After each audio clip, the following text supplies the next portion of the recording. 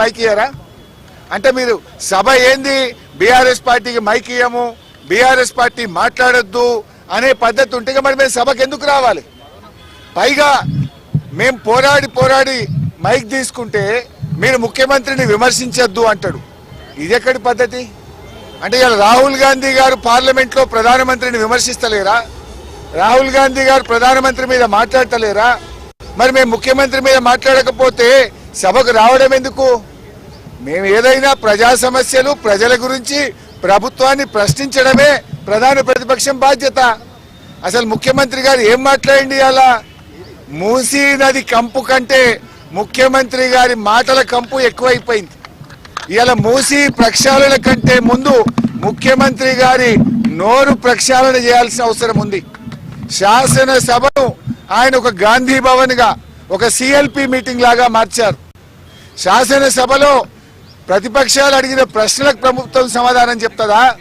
విపక్షాల మీద అదే సొల్లువాగుడు. బయట మాట్లాడిందే గాంధీ భవన్ లో మాట్లాడిందో, సిఎల్పి మీటింగ్ లో మాట్లాడిందే, పబ్లిక్ మీటింగ్ లో మాట్లాడిన సొల్లువాగుడే అసెంబ్లీలో వాగుతారా? దీనికోసమైనా అసెంబ్లీ సమావేశాలు పెట్టింది. నేను సూటిగా అడిగిన మూసీకి తెచ్చే నీళ్లు కాళేశ్వరంలోని మల్లన్న సాగర్ ప్రాజెక్ట్ నుంచే తెస్తున్నారా అని అడిగారు. సమాధానం లేదు. మూసీకి మేము వ్యతిరేకం కాదు, మూసీలో పేదల ఇండ్ల కూల్చివేతకు వ్యతిరేకం. ఆ పేదలకు 2013 చట్టం ప్రకారంగా డబ్బులు ఇచ్చారా? ఇస్తే వివరాలు చెప్పండి అని అడిగాం. ₹1 ఇవ్వలేదు. వాళ్ళ ఇండ్లు కూలగొట్టి కేసీఆర్ గారు కట్టించిన డబుల్ బెడ్రూమ్లు ఇచ్చి పంపించారు. మేమేమో బాధ్యతాయుతంగా పేదల పక్షాన ప్రజల పక్షాన మేము మాట్లాడాం. మేం మాట్లాడితే అడ్డగోలుగా ముఖ్యమంత్రి గారు మాట్లాడినరు. మూసీ ప్రక్షాళనకు నడుం బిగించిందే బీఆర్ఎస్. 32 ఎస్టీపీలు కట్టింది బీఆర్ఎస్. మరో 39 ఎస్టీపీలు కట్టడానికి అమృత్ ప్రాజెక్టులో ప్రతిపాదనలు పంపిందే బీఆర్ఎస్. వాటి గురించి మేము మాట్లాడినాం. కానీ రేవంత్ రెడ్డి గారు ఎంతసేపు ఎదుటి వాళ్ళ మీద బాడీ షేమింగ్. నువ్వు పొడుగు ఎక్కున్నావు, నువ్వు అద్దాలు పెట్టుకున్నావు, ఏం చిల్లర మాటలు.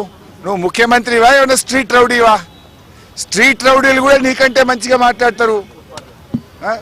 నువ్వు ఆ కేసీఆర్ గారి మీద పదే చావు భాష కోరుకుంటావా? తెలంగాణ తెచ్చిన నాయకుడు, ప్రధాన ప్రతిపక్ష నాయకుడు, 10 ఏళ్లు ముఖ్యమంత్రిగా చేసిన కేసీఆర్ గారిని పట్టుకొని అడ్డగోలు మాటలు మాట్లాడతావు. నువ్వు ఒక తెలంగాణ ద్రోహివి, నువ్వు ఒక నీళ్ల ద్రోహివి. నువ్వు కేసీఆర్ గారి పట్ల అటువంటి భాష మాట్లాడడం చాలా తీవ్రంగా మేము ఖండిస్తా ఉన్నాం.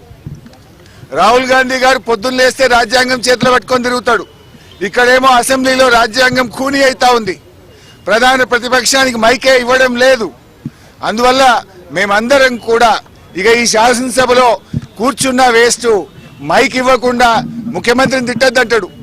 స్పీకర్ గారు ఆన్ రికార్డ్ అక్కడ కూర్చొని మీరు ముఖ్యమంత్రి గారి మీద విమర్శ చేయొద్దు అంటాడు. అనొచ్చా అట్లా స్పీకర్? ముఖ్యమంత్రి గారి మీద మీరు మాట్లాడితే మీ మైక్ కట్ చేస్తా అంటాడు. మరి మేము ఉండేందుకు అసెంబ్లీలా? స్పీకర్ గారి పక్షపాత వైఖరికి నిరసనగా ఈ శాసనసభ ఈ సెషన్ ను బీఆర్ఎస్ పార్టీ బహిష్కరించాలని నిర్ణయం తీసుకున్నది. స్పీకర్ గారు, మీరు సభలో అందరికీ సమాన హక్కులు కల్పించే బాధ్యత మీకు ఉంటది. మీరు మా దిక్కు చూడరు, మాకు మైక్ ఇయ్యరు. మేము ఒక అక్షరం మాట్లాడగానే మైక్ కట్ చేస్తారు. అంటే ముఖ్యమంత్రి గారు గంటన్నర మాట్లాడితే ఏముండదా? సభలో అందరికీ సమాన హక్కులు ఉంటాయి. ఆయన నోటికి అడ్డు అదుపు లేకుండా చిల్లర మాటలు వ్యంగ్యంగా అడ్డగోలుగా రేవంత్ రెడ్డి మాట్లాడితే నువ్వు ఆపే ప్రయత్నం చేయవు. అన్ని సత్యదూరమైన అబద్ధాలు మాట్లాడితే దాన్ని నువ్వు మాట్లాడవు. ఇవాళ అవినీతి గురించి మాట్లాడుతుండు. అవినీతికి ఇవాళ రేవంత్ రెడ్డి గారు అడ్డాగా మార్చిండు. రాష్ట్రంలో ఎప్పుడు లేని ఇవాళ ఏ బిల్డింగ్ కు పర్మిషన్ రావాలన్నా, యూసీ ఇవ్వాలన్నా స్క్వేర్ ఫీట్ కు ఒక ఆర్ఆర్ ట్యాక్స్ పెట్టిండు. ఆర్ఆర్ ట్యాక్స్ పెట్టింది నువ్వు కాదా?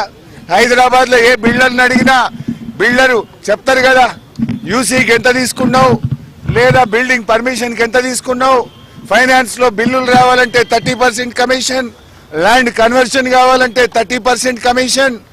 ఈయన ఇంకా పైగా అవినీతి గురించి మాట్లాడుతుండు. అసలు నీకు మాట్లాడే నైతికత ఉందా? ఈ రాష్ట్రాన్ని అవినీతిమయం చేసినావు.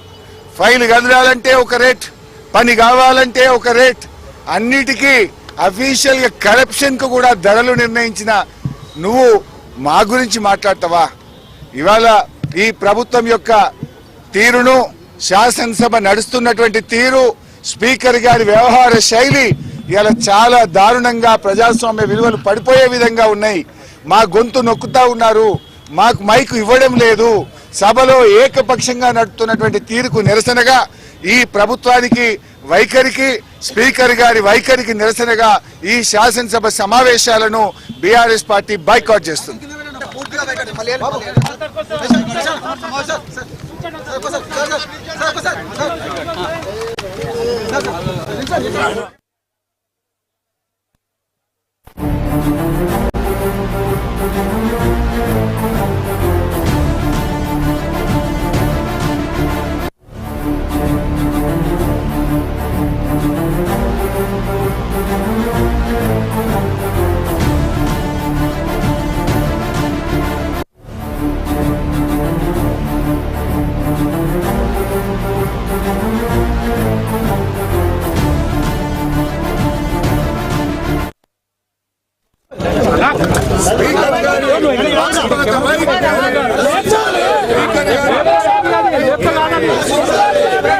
పక్షపాత వైఖరి, స్పీకర్ గారి పక్షపాత వైఖరి, ఇది గాంధీ భవన, గాంధీ భవన, గాంధీ భవన, గాంధీ భవన, గాంధీ భవన. స్పీకర్ గారి పక్షపాత వైఖరి, స్పీకర్ గారి పక్షపాత వైఖరి.